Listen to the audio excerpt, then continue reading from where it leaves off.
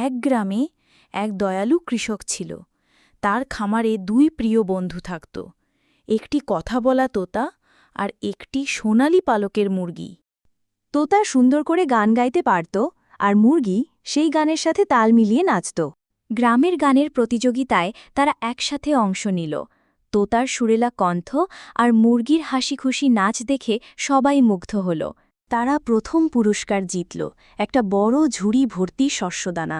কিন্তু একদিন হিংসুটে এক লোক কৃষককে এসে বলে, তোতা তো একাই গান গায়, মুরগির কাজই বা কি?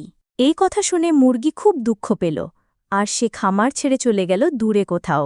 গ্রামে এক গানের প্রতিযোগিতায় তোতা অংশগ্রহণ করাল, এবং তোতা তখনও গাইল, কিন্তু আর সেই আনন্দের সুর ছিল না, কারণ গান তখনও রয়ে গেল, কিন্তু নাচ হারিয়ে গেল চিরদিনের জন্য।